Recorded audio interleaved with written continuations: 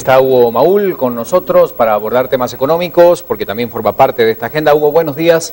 Hoy el binomio del Partido Avanzada Nacional con nosotros. Muy buenos días a todos, bienvenidos a este comentario económico.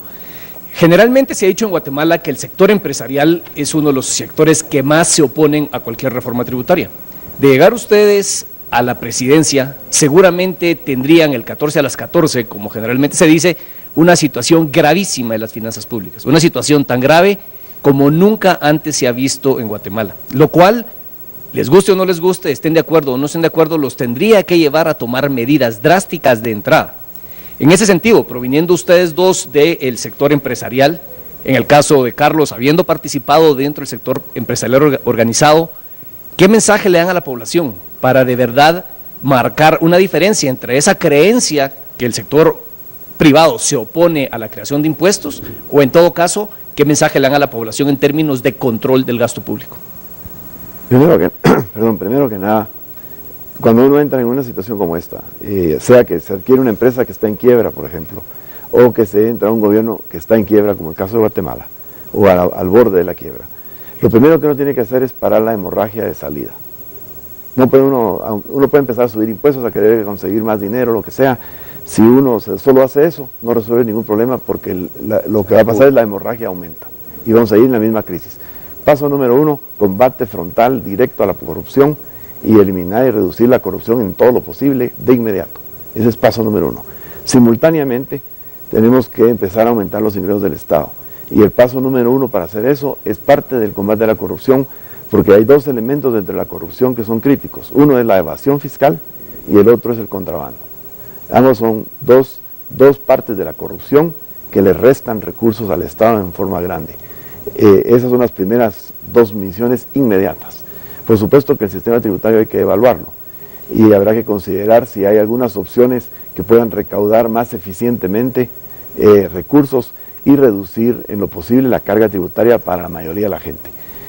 Una posibilidad que hemos considerado es considerar un impuesto que existe en algunos países que aquí se habló en el pasado y se desechó sin darle realmente mucho fondo, y es considerar poner un impuesto muy bajo, algo como el 1 por millar o algo, habrá que estudiarlo, no estoy proponiendo esa cantidad exacta, pero un impuesto muy bajo hacia el débito bancario.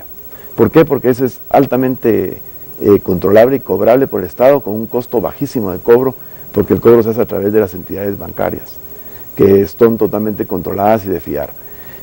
Y eso a lo mejor nos podría permitir reducir un poco el IVA que golpea mucho el consumo, porque muchos consideran el IVA como un impuesto justo porque es al consumo, entonces el que más consume más gasta, más paga, el que menos.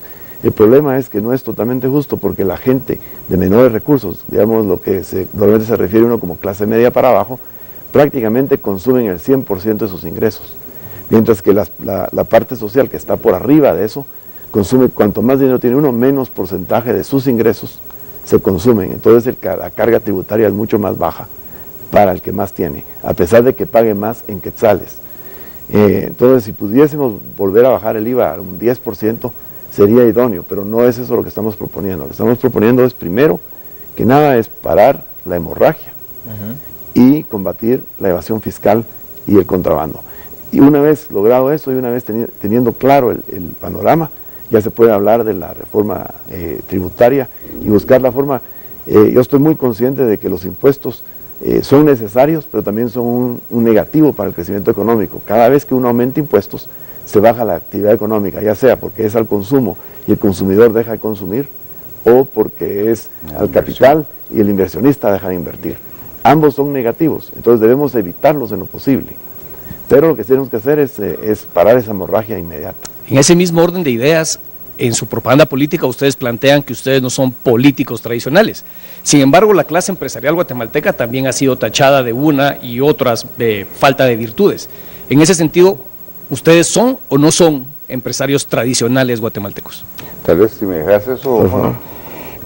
Mira, Hugo, el tema, lo que somos ciudadanos, como cualquier otro ciudadano. Que nos dedicamos a empresarios, ese es otro tema, pero nosotros estamos participando como guatemaltecos que queremos un país diferente.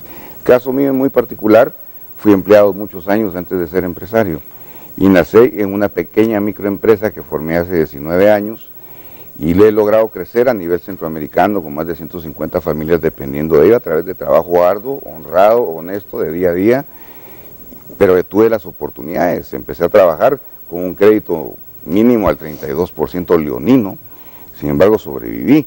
Lo que nosotros creemos que más gente como Carlos Zúñiga, que la gran mayoría de guatemaltecos que no tienen oportunidades, puedan salir adelante. Entonces yo te diría, si no podemos poner un empresario tradicional o no podemos etiquetar a la gente, tenemos que hablar de los ciudadanos, de lo que queremos.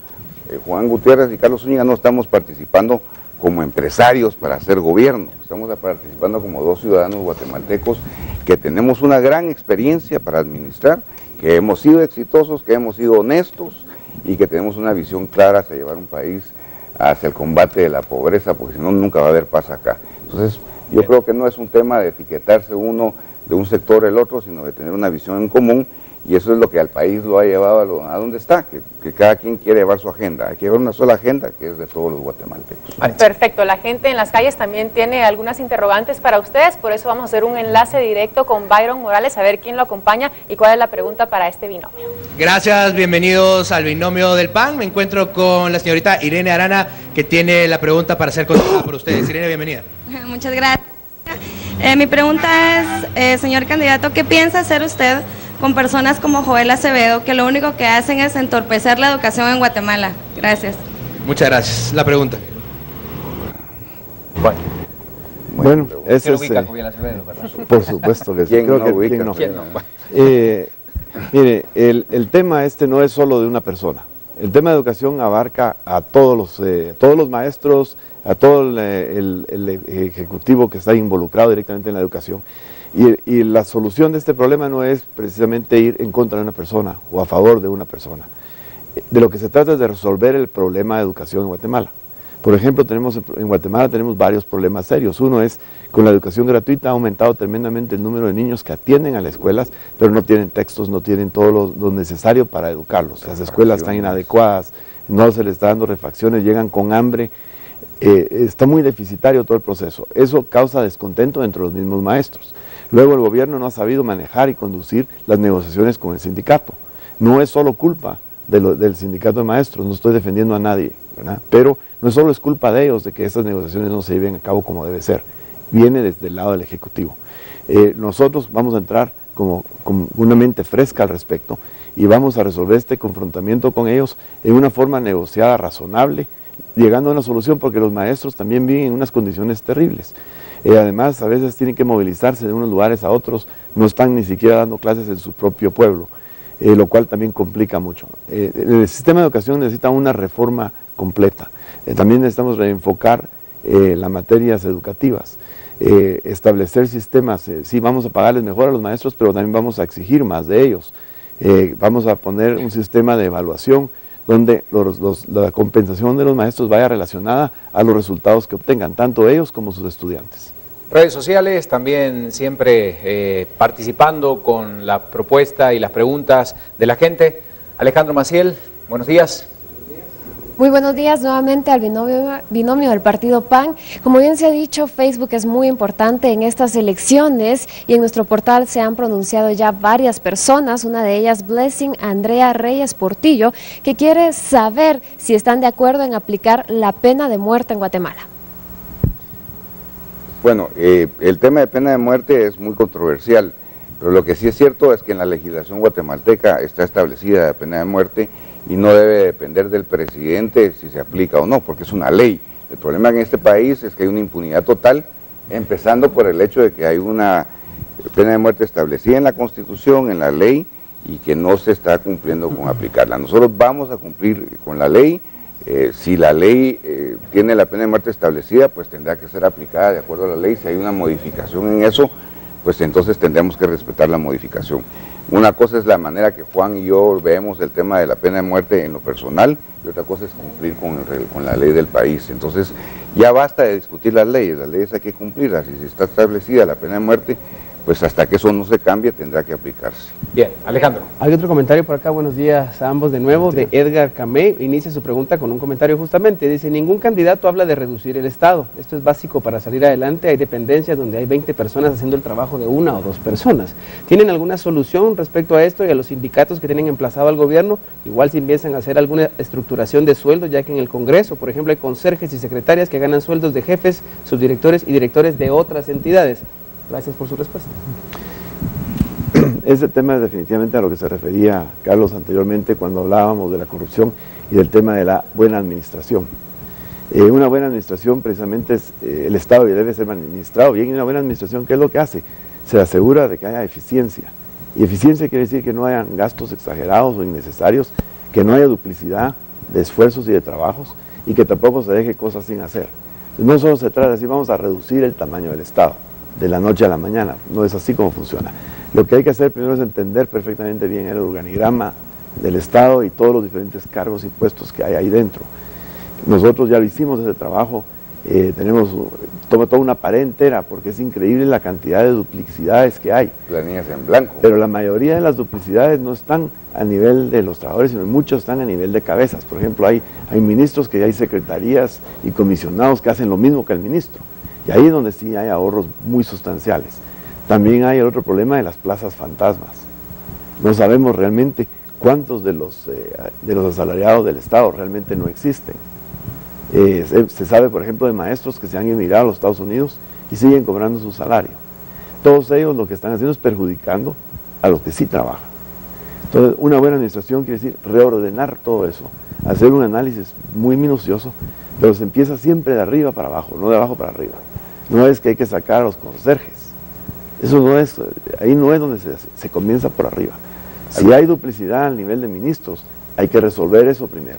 Y de ahí ir creando eficiencia. Y pasando la ley de servicio civil, que es crítica, porque no hay una carrera de empleado público hoy en día. No hay para maestros, no hay para policías, no hay para nadie que trabaja en el servicio civil, tiene ningún tipo de protección. Y eso lo que hace es que crea estos conflictos que favorecen a aquellos que les gusta estar en conflicto y provocan todos estos líos con los sindicatos. Todo eso se puede arreglar en una forma negociada, porque al final de cuentas, con tal vez algunas excepciones, pero el objetivo de todos es avanzar ellos mismos.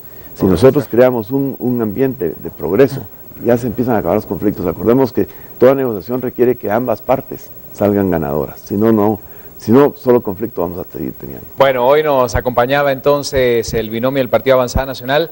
La última pregunta, cuando ven las encuestas, las últimas, que los ubican, debemos decirlo, en las últimas posiciones, ¿los desalienta, les permite recobrar más fuerza ya en esta última etapa de las elecciones? ¿Qué piensan cuando ven varias de las encuestas que no los ubica entre las primeras posiciones?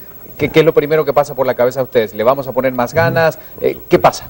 Por supuesto, nosotros le estamos poniendo todas las ganas y la verdad yo no le pongo mucha atención a ese tipo de encuestas por varias razones. Llevo muchos años de estar trabajando con encuestas no políticas, pero para otros propósitos y entiendo perfectamente bien cómo se hacen las encuestas y lo que representan. Lo que la encuesta representa es una foto del día de hoy, una radiografía de un momento, del momento en el que se hizo la encuesta. También representa la situación de acuerdo a quién está o lo que está uno buscando, porque las encuestas pueden dar casi cualquier resultado.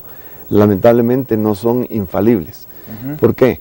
Porque depende de cómo se hace la pregunta, bien, de qué dice la pregunta, quién la hace, dónde la hace, en qué momento lo hace y a quién.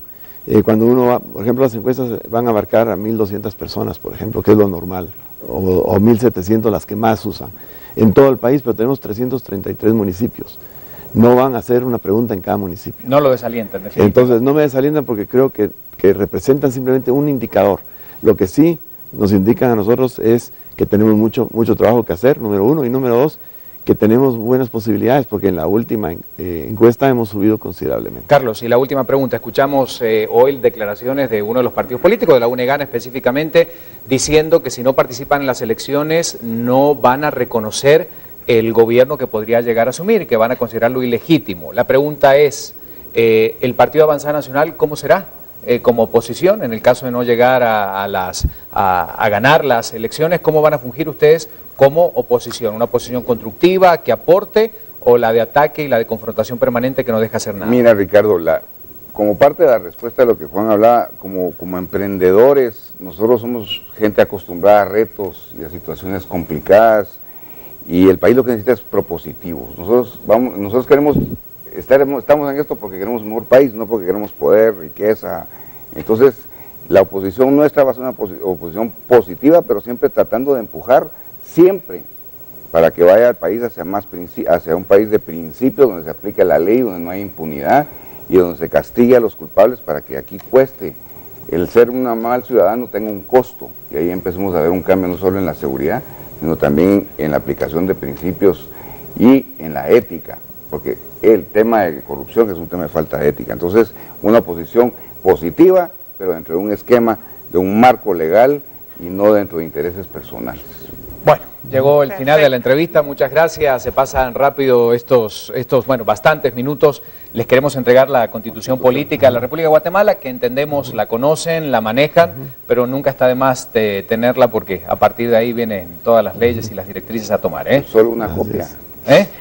Una copia para que la trabajen hagamos en austeridad. sí. Empezamos equipo, por casa con la austeridad. Yo leo los números impares y los números pares. Bueno, puede ser una buena mecánica. Muchas gracias por acompañarnos esta mañana y mucha suerte. Muchas gracias por la oportunidad y buenos días a todos. Gracias. Han sido muy amables. Hoy el binomio del Partido de Avanzada Nacional, PAN, platicando con nosotros este espacio que abrimos para conocer las propuestas de los ciudadanos que aspiran llegar al Poder Ejecutivo.